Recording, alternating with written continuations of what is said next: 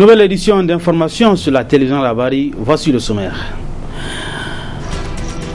Nous nous séparons très malheureusement dans la confusion, la méfiance réciproque et la division. Ce sont là quelques propos du président de l'Assemblée nationale ce matin à la clôture de la première session ordinaire au titre de l'année 2014. Arrestation dans les rangs du parti Lumana et de Lyonoun. Le procureur de la République adjoint a animé ce matin un point de presse. Des précisions ont été apportées sur les personnes arrêtées. Mesdames, Messieurs, bonsoir et merci de nous rester fidèles et bienvenue à cette édition d'information. Clôture de la première session ordinaire au titre de l'exercice 2014. Ce matin, de l'Assemblée nationale, sur les 90 jours qu'elle devrait durer, presque un mois a été consacré à une sorte d'aller-retour dans les travaux qui ont du coup connu un certain blocage consécutif au tiraillement intervenu entre la majorité et l'opposition. Le président de l'Assemblée nationale a mis à profit son discours de clôture pour non seulement revenir sur cette péripétie, mais également proposer des solutions pour le futur. On écoute le président de l'Assemblée nationale, son Excellence Hamamadou. De cette douloureuse expérience d'un mois, qui s'est révélée préjudiciable en fin de compte aussi bien pour l'image de notre institution que pour l'action gouvernementale, il ressort que nous devons nous interroger sur nos conduites respectives afin de les amender, mais aussi revoir nos textes en vue de les améliorer, de sorte que leur formulation, autant que l'agencement revisé de leurs dispositions, ne soient les causes de ces disputes stériles, néanmoins pernicieuses pour le bon fonctionnement de nos institutions. Réexaminer la Constitution, le règlement intérieur de l'Assemblée nationale, la charte des partis politiques ainsi que d'ailleurs le statut de l'opposition en vue de les réécrire pour rendre leur compréhension plus facile et moins tendancieuse s'avère pour le législateur un devoir d'une urgente et impérieuse nécessité.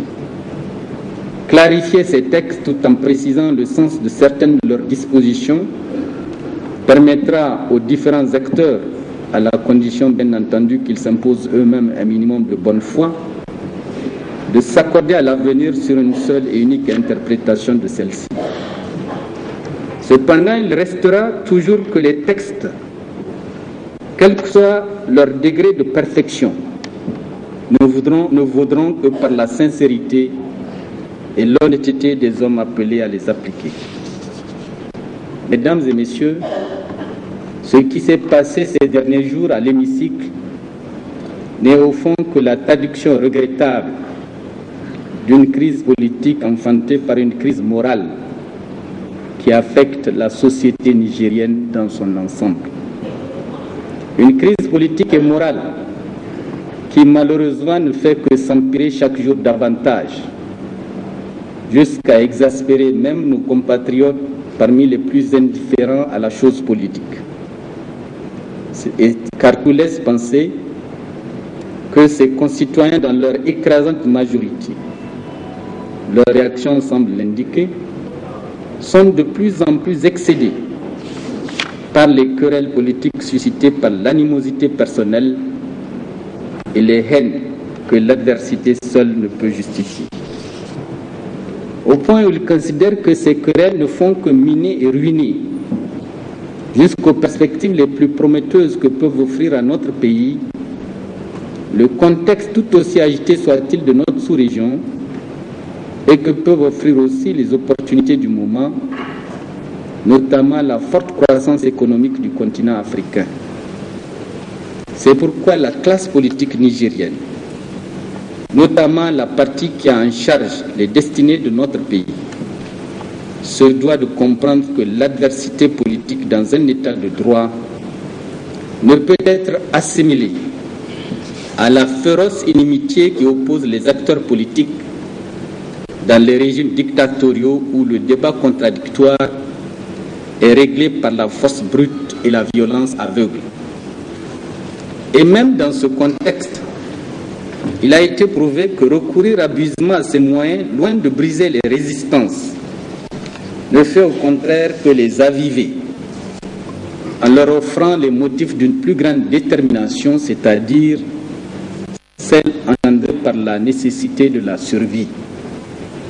Alors que dans un état de droit, pour lequel les Nigériens se sont battus et se battent encore, l'État n'a besoin en principe de recourir à la force que pour les besoins du service de l'intérêt général, en particulier pour préserver la quiétude sociale et non pour museler et neutraliser les adversaires politiques au mépris des règles démocratiques.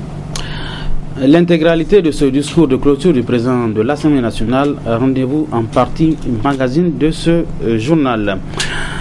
Point de presse ce matin du procureur de la République adjoint au tribunal de la Cour des grandes instances hors classe de Niamey.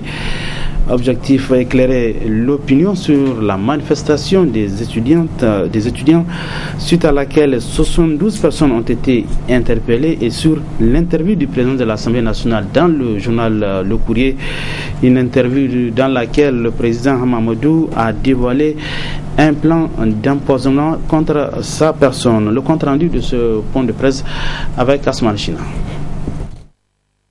Le procureur de la République adjoint a d'abord apporté des précisions sur l'affaire des 72 personnes arrêtées lors de la dernière manifestation des étudiants nigériens à l'université de Niamey, ayant occasionné plusieurs blessures sur des citoyens et d'importants dégâts matériels. Au total, 72 personnes avaient été interpellées. Parmi ces 72 personnes, il y a bien sûr des étudiants et il y a des non-étudiants. Il y a des étudiants qui se disent non-étudiants, il y a des non-étudiants qui se disent étudiants. Tout ça, certainement pour échapper à leurs responsabilités. Donc, au regard de l'ampleur de ces dégâts et des personnes qui ont été interpellées, rien que hier, la journée d'hier, nous continuons à enregistrer encore des réclamations suite aux dégâts causés souvent sur des véhicules particuliers, des gens qui étaient soit en mission ou qui étaient absents au moment où ces faits ont eu lieu. À la date d'hier, la journée seulement d'hier, nous avons reçu 3 plaintes. Donc, au regard de ces personnes, de ces personnes interpellées, 72 personnes, également au regard de l'ampleur des dégâts subis, vous comprenez aisément que nous avons choisi la voie de l'instruction, c'est-à-dire nous avons choisi un juge d'instruction pour conduire l'information. Parce que non seulement il faut déterminer sur les 72 personnes qui a fait quoi, comment, mais il faut également déterminer et évaluer le préjudice subi. Parce que nous avons des gens qui ont eu leur véhicule totalement calciné, nous avons certains qui ont eu leur bâtiment détruit, ou leur installation, leur étalage, leur commerce. Il faut bien que ces gens soient dédommagés. Il faut bien que ces gens, qu'on sache qui est responsable et par voie de conséquence qui va réparer. Le deuxième et dernier acte de cette sortie du procureur de la République adjoint était l'interview du président de l'Assemblée nationale parue dans le journal Le Courrier, dans laquelle il a fait cas d'une tentative d'atteinte à sa personne par voie d'empoisonnement. Le président de l'Assemblée nationale déclare détenir en sa possession un certain nombre d'éléments que nous appelons indices, puisque nous sommes encore au stade de l'enquête. Ces éléments sont lesquels? Il s'agit, selon lui, d'une seringue, d'une poudre jaunâtre, certainement la poudre qui serait destinée à commettre les faits, et surtout d'enregistrement. Donc si ces faits arrivaient à être établis, ces faits sont constitutifs de l'infraction criminelle qu'on appelle empoisonnement. Donc au regard de la gravité de ces faits, ou en tout cas de la gravité de cette déclaration, et en vertu des pouvoirs de poursuite et d'autosaisine du parquet, nous avons instruit aussitôt la police aux fins d'enquête. Et je pense qu'elle est certainement à pied d'œuvre pour déjà prendre en charge les éléments dont dispose M. Hamamadou et pour vérifier tous les faits allégués. Les résultats de l'enquête diligentée sur cette affaire et tout ce qui en est ici seront portés à la connaissance de l'opinion au moment opportun, a souligné le procureur de la République adjoint. Prévu pour demain, la manifestation de l'opposition politique n'aura pas lieu. La RDR qui a attaqué la décision d'interdiction du maire central de la ville de Niamey a été déboutée par le juge. Le jugement référé a eu lieu cet après-midi. Précision avec Youssouf Tamboura, il est membre de la coordination à RDR de Niamey. La décision du juge peut être résumée comme suit. Reçoit en la forme la requête de la RDR, donc au fond la déboute car mal fondée, point. Alors allez-y maintenant interpréter. En tout cas il n'est pas de notre volonté d'interpréter quoi que ce soit, de faire un jet de discrédit sur une décision de justice. Donc aujourd'hui c'est vrai que nous sentons que là où nous pouvons aller réclamer nos droits, c'est une simple sensation que là-bas aussi, donc nous avons quelques difficultés parce que je vous rappelle que des partis politiques, des associations, des ONG, dans un pays qui n'est pas en état de mise en garde ou en état de siège ou dans une situation où légalement, donc, des manifestations sur la voie publique peuvent être interdites. Je pense que vraiment, la démocratie, donc, a des problèmes dans ce pays. Vous allez faire appel ? Nous allons aller, donc, nous consulter pour voir, donc, quelle est, donc, la voie à suivre. Mais, politiquement, donc, nous pensons, au vu, n'est-ce pas, de l'intervention du ministre de l'Intérieur la semaine passée, que le pouvoir du Niger est un pouvoir en panique. Et un pouvoir en panique qui ne maîtrise plus rien. Et un pouvoir en panique, donc un pouvoir dangereux pour les citoyens.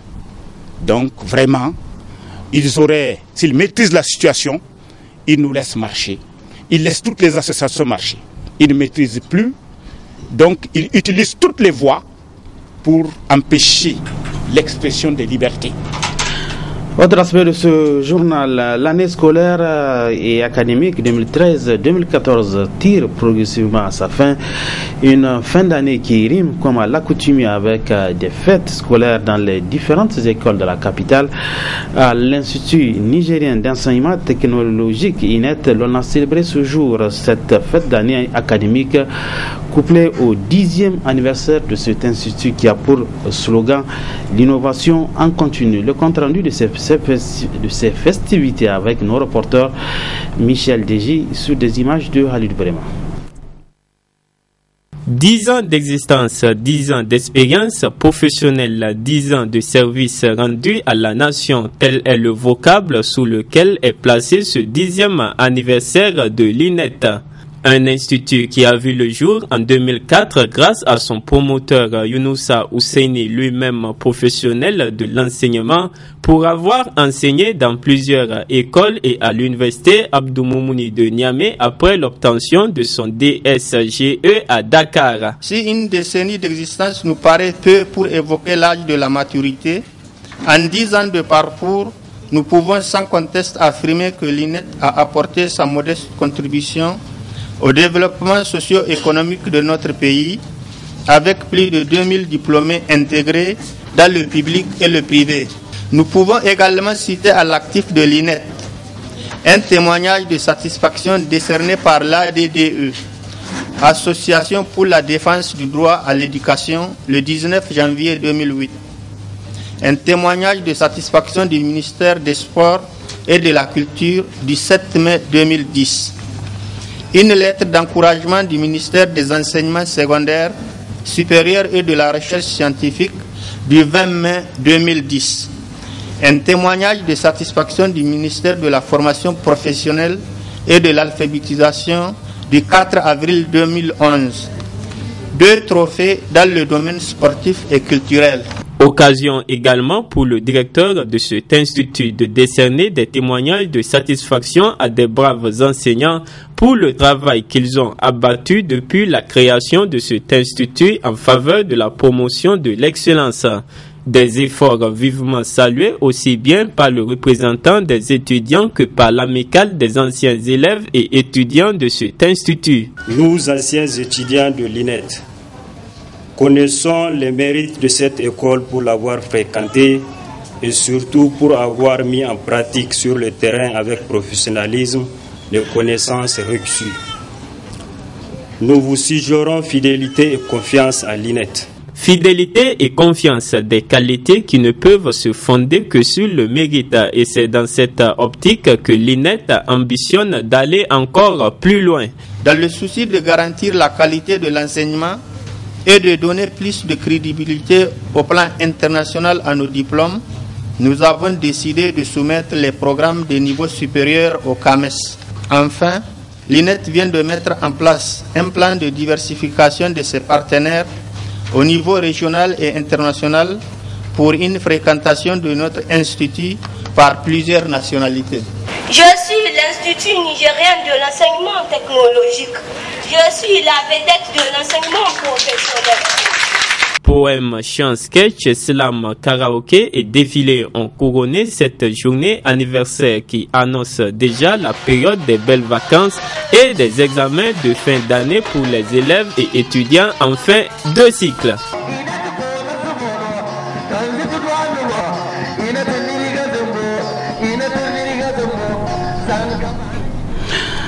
La Jeune Chambre internationale, en collaboration avec l'ambassade des USA au Niger, a lancé ce matin la campagne de sensibilisation sur les dangers des médicaments de la rue et leur marché illicite.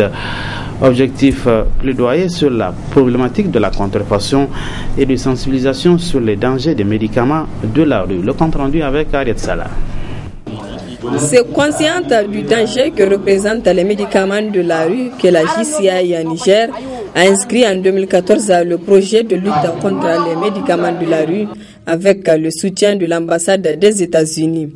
L'objectif général de ce projet est de faire un plaidoyer fort sur la problématique de la contrefaçon et de sensibiliser les populations sur les dangers des médicaments de la rue et leur marché illicite. Malgré les multiples efforts consentis par les pharmaciens en vue de mettre à la disposition de la population des médicaments à leur disposition, la vente des médicaments de la rue ne cesse de prendre de l'ampleur.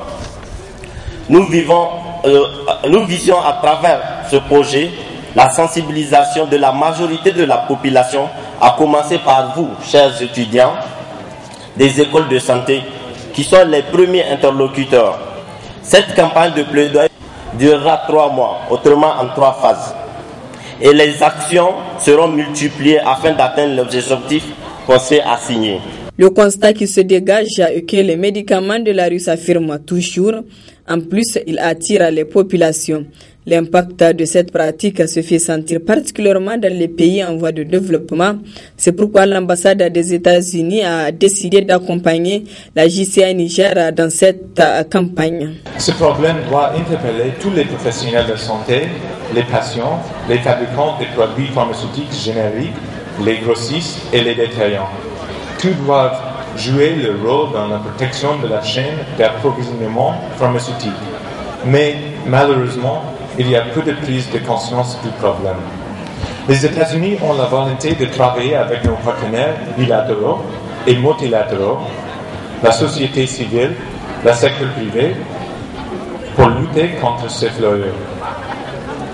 Enquêter et poursuivre les acteurs illicites qui produisent et distribuent les médicaments contrefaits et veiller à ce que toutes les communautés aient accès aux médicaments efficaces. Après l'intervention du président national 2014 de la JCI, le directeur de cabinet du ministre de la Santé a procédé au lancement de la campagne tout en saluant l'initiative de la JCI qui accompagne le ministère dans la lutte contre les médicaments de la rue. Le thème choisi, attention, un médicament, ça ne se prend pas à la légère. Pour votre campagne de sensibilisation traduit votre volonté et votre engagement à œuvrer sans relâche pour le bien-être des Nigériens. Ce qui démontre bien que vous croyez bien que la personne humaine est la plus précieuse des richesses. Vous êtes ainsi une jeunesse consciente de son rôle et de ses responsabilités dans le processus de la renaissance de notre pays. Je reste convaincu que les résultats attendus de ce projet auront un impact significatif sur la réduction de la vente des médicaments de la rue à travers l'adoption d'un comportement responsable des populations. Sur ce, je lance officiellement les activités du projet de lutte contre les médicaments de la rue. La conjugaison des efforts à tous les niveaux s'avère nécessaire pour réduire de manière significative et durable ce fléau. C'est le prix à payer pour mettre à la disposition des populations des produits de santé de qualité, d'efficacité et de sûreté à des prix accessibles afin de préserver les générations futures. Le Premier ministre Brigitte Raffini a présidé ce matin le lancement des travaux de Dosso Soga dans la dite localité, une cérémonie qui marque le début d'un vaste chantier de rénovation de la ville de Dosso qui abritera la fête tournante du 2 décembre 2014. Le compte rendu avec nos envoyés spéciaux Adam Ousmana et Sadoumi. Cette grandiose cérémonie marque le lancement officiel des travaux de Dosso Soga, une promesse du président de la République, Issoufou Mahamadou, de transformer la cité de Koyi en une ville ultra-moderne qui abritera la commémoration de la fête de la République édition 2014. Les autorités administratives et politiques de la région se sont réjouies du choix porté sur leur localité et surtout des infrastructures dont elles bénéficient à cette occasion grâce à la volonté politique affichée des autorités de la 7e République. Pour sa part, le président du comité d'organisation de Dosso Soga, Agbadé Abouba, n'a pas manqué d'exhorter les uns et les autres à s'impliquer davantage dans la réalisation de cet important projet, si cher au président de la République. Avec la réalisation des infrastructures de Dosso Soga, c'est un autre grand chantier du gouvernement qui voit le jour. C'est à n'en point douter un signal fort qui matérialise la réelle volonté d'une recherche permanente de résultats concrets par et pour les Nigériens. En effet, le renforcement des capacités par la réalisation de ces nombreuses infrastructures constitue en soi un vecteur de relance de l'économie locale et nationale, un véritable facteur de développement structurel et durable. Quant au Premier ministre Brigitte Raffini, il a souligné la vision du gouvernement de la 7e République à travers ce projet pour la cité de Jamakoy. Nous voulons à travers Dosso Soga, en particulier, rétablir cette justice. Faire de Dosso une véritable destination et non plus ce village où on est de passage. On vient de Niamey, on est de passage. On vient de l'intérieur de Niamey, on est de passage. Il faut que Dosso soit cette grande ville, une grande ville moderne, où il fait bon vivre. Il faut que Dosso soit une véritable capitale régionale, à l'instar de Niamey, à l'instar des autres villes. Évidemment, Niamey, en plus d'être capitale régionale, elle est capitale nationale. Mais nous voulons que toutes nos capitales régionales aient un standard pour donner du Niger une véritable image de modernité et de développement.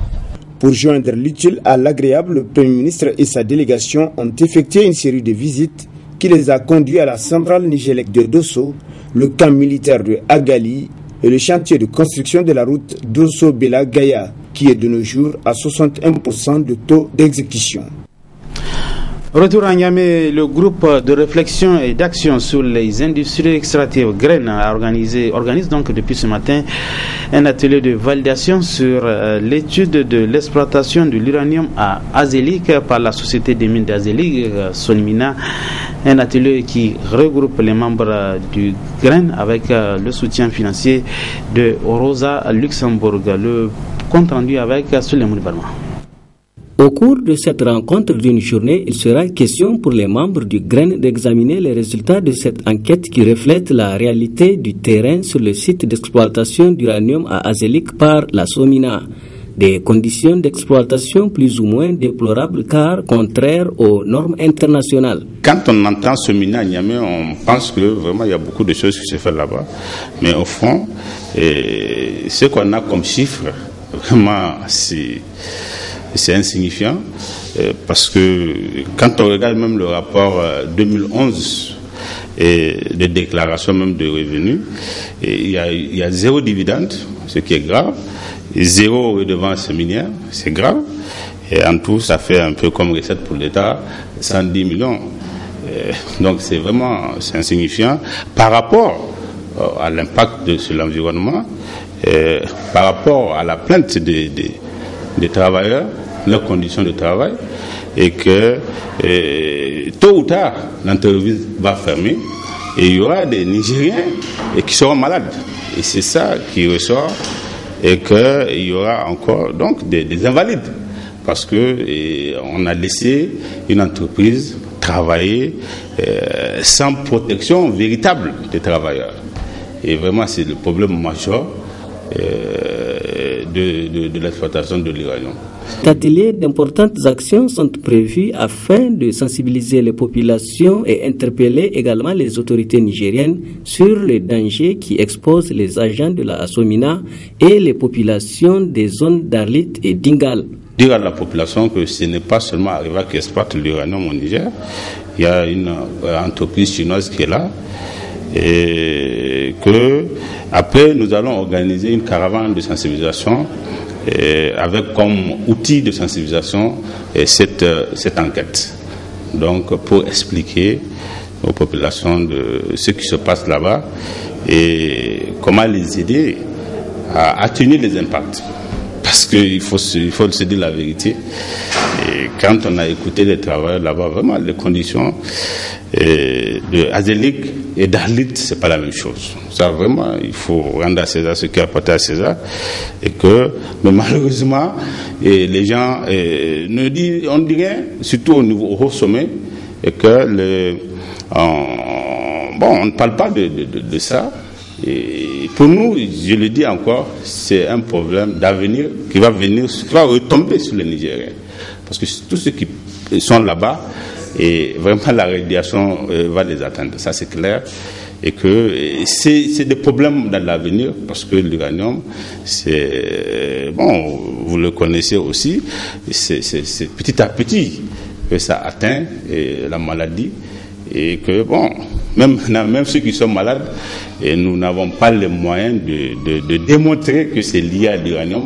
Ça sera la même chose au niveau, parce que même actuellement, avec tout ce qu'on a fait comme travail, comme exploitation d'uranium, et en tant que pays, Niger, on n'a pas pu démontrer que ça, c'est une maladie, ce malade-là, c'est de l'uranium, parce qu'on n'a pas les moyens. Et malheureusement, on ne s'investit pas pour avoir les moyens. Participant à cet atelier organisé par le GREN avec le soutien de Rosa Luxembourg, les acteurs de la société civile venus d'Arlit, d'Ingal et de Niamey. Des mesures d'accompagnement suivront pour que les résultats de cette enquête contribuent à un véritable changement sur le site d'exploitation d'uranium d'Azélique. Ouverture ce matin au complexe Damien Sultan de la première séance de formation des encadreurs des nouvelles agences de pèlerinage sur les rites du Hajj. Une formation organisée par le commissariat chargé à l'organisation du Hajj et de la Umrah Koho, n'est-ce pas Omar Youssouf? Après un Hajj 2013 parfait, le commissariat chargé à l'organisation du Hajj et la Umrah entend récidiver pour 2014. C'est dans cette logique que s'inscrit cette première séance de formation destinée aux encadreurs de nouvelles agences de pèlerins. Nous attachons au commissariat beaucoup d'importance à votre fonction. L'encadrement pour nous, c'est un facteur clé, un facteur important de réussite du Hajj pour chaque pèlerin. C'est pourquoi nous avons choisi pour vous des thèmes pertinents, mais aussi des formateurs compétents et expérimentés, que je remercie d'ailleurs d'avoir accepté de mettre à notre disposition et à votre disposition tout leur faire et leur savoir-faire. Comme chaque année, c'est un exercice auquel est soumis les encadreurs. Ces derniers ont un devoir. Le pèlerin va vous demander de faire beaucoup de choses. Il va vous solliciter dans beaucoup de domaines. Et il faut que vous soyez prêts à chaque fois à répondre à toutes ces sollicitations. C'est pour vous permettre d'être prêts à servir que le commissariat à l'organisation du Hajj et de l'Umrah a décidé d'organiser à votre intention ces séances de formation. Des séances de formation qui vont vous permettre d'acquérir des connaissances techniques en matière de secourisme, en matière d'organisation de transport, et aussi de réaffirmer vos connaissances théologiques. Aussi, je vous invite, ou je vous exhorte à être assidus, à être ponctuels, attentifs, pour mieux accueillir les connaissances qui vont être dispensées à votre intention. Le cinquième pilier de l'islam, le Hajj mérite une préparation tant du coho, des agences et des pèlerins. Et la formation des encadreurs des nouvelles agences de pèlerinage constitue. Réunis en assemblée générale extraordinaire suite à la sortie médiatique du ministre de l'Intérieur, Hassoumi Massaoud, de la Maison de la Presse, a rendu public cet après-midi une déclaration dans laquelle elle a fustigé les propos va-t-en-guerre du ministre de l'Intérieur qui a indexé certains médias. Je propose de suivre la teneur de cette déclaration. Elle est lue par Boubacar Diallo. Il est le président du conseil d'administration de la Maison de la Presse. Monsieur Hassoumi Massaoud a pris un malin plaisir à s'attaquer à certains organes de presse privés en les taxant d'être au service exclusif de certains partis de l'opposition sans en apporter les preuves. Et pourtant, le ministre a caché honteusement dans sa classification manichéenne les manœuvres du pouvoir à recruter dans la presse des troupes ferrères. Pire, le ministre de l'Intérieur, qui pense que les journalistes nigériens jouissent d'une immunité absolue, n'a pas caché ses velléités autocratiques de remise en cause des textes garantissant la liberté de la presse au Niger. J'ai l'impression que les dirigeants de presse ont une immunité absolue. Je pense que c'est une anomalie. Dans aucun pays du monde, un citoyen n'a une immunité absolue. Nous allons y mettre fin du point de vue de la loi, lançait-il avec une suffisance arrogante. Pour les organisations membres de la Maison de la Presse, ces propos du ministre de l'Intérieur montrent clairement le mépris qu'il a pour la presse libre et indépendante. En plus, cet apparatchik qui, du régime de la 7e République, semble être amnésique des nobles services rendus par la presse indépendante à la démocratie nigérienne au point de qualifier certains confrères de putschistes. Après ces déclarations tapageuses et va-t-en-guerre du ministre de l'Intérieur contre la presse indépendante, les organisations socio-professionnelles des médias nigériens réunies en Assemblée générale extraordinaire condamnent et s'insurgent contre toute tentative de remise en cause de la liberté de presse et d'expression consacrée par la Constitution et les instruments juridiques internationaux ratifiés par le Niger et acquis de haute lutte par les organisations des médias. Demande au Conseil supérieur de la communication, au gouvernement et au président de la République de rappeler à l'ordre le ministre de l'Intérieur afin d'éviter au Niger d'autres dérives autoritaires. Appelle les journalistes au respect de la confraternité, à faire preuve de plus de responsabilité et de professionnalisme dans l'exercice de leur métier. Lance un appel à tous les journalistes et à toutes les organisations socio-professionnelles à resserrer les rangs et à se mobiliser pour défendre les acquis arrachés de haute lutte. La situation sociopolitique de notre pays était au centre d'une déclaration rendue publique cet après-midi par les partis politiques, membres de l'Alliance pour la réconciliation, la démocratie et la République, donc RDR, section de Gamkale. Dans celle-ci, la RDR fustige les accusations graves portées à l'encontre des paisibles citoyens accusés de putschistes et de terroristes sans aucune preuve. La teneur de cette déclaration avec Sadou Amadou, il est membre de la RDR section de Gamkale. Cette conférence de presse a eu pour seul objectif de nuire aux partis de l'opposition et à toutes les organisations qui ne chantent par les éloges et les louanges du Gouri système, comme l'atteste le fallacieux chef d'accusation porté à l'encontre de nos militants incarcérés, à savoir d'actes de putschistes et terroristes. Quelle honte pour Massoudou Hassoumi et ses commentaires. Devant de telles accusations gravissimes, nous, militants, militantes et sympathisants des partis membres de l'ADR de la zone de Gamkale, prenons à témoin l'opinion nationale et internationale. 1. Fustigeons les accusations graves portées à l'encontre des paisibles citoyens accusés de putschistes et de terroristes sans aucune preuve matérielle. 2. Dénonçons et condamnons avec la dernière attitude va-t-en-guerre que Massoudou Hassoumi. Quelle ingratitude! Dénonçons avec la dernière énergie le plan de démolition des partis de l'opposition. 4. Appelons les forces de défense de sécurité au sens élevé de responsabilité et d'éviter l'exécution de tout ordre manifestement illégal et ce, conformément à la loi portant sur l'exécution d'ordre manifestement illégal. 5. Apportons notre soutien indéfectible aux leaders des partis de l'ARDR pour avoir su déjouer tous les complots machiavéliques du Gouri système. Soutenons. 6. Soutenons et encourageons sans réserve le président de l'Assemblée nationale, président du MODEM F. Aloumana, son Excellence Hamma Amadou, pour sa rigueur et son souci constant du respect des textes de la République, pour avoir su résister au vaste complot ourdi par la majorité parlementaire aux ordres de Mohamed Issoufou. 7. Et félicitons et encourageons les députés nationaux des partis membres de l'ARDR pour la hauteur de vue dont ils ont fait montre tout au long des péripéties imposées par le Gouri système qui trouve ici notre vif remerciement. 8. Demandons à tous les détenus publics du Gouri système de rester dignes et sereins pour affronter les brimades qu'ils subissent actuellement de la part du pouvoir totalitaire et stalinien de Issoufou Mohamedou. 9. Exigeons la libération immédiate et sans condition de tous les détenus politiques et de Issoufou Mohamedou, dont le seul tort est d'appartenir à l'ARDR en général et au MODEM F. Aloumana en particulier. 10. Exhortons les militantes et militants des partis membres de l'ARDR à demeurer sereins, vigilants et mobilisés pour répondre promptement à tout mot d'ordre de l'ARDR. Bonne réception et bon week-end.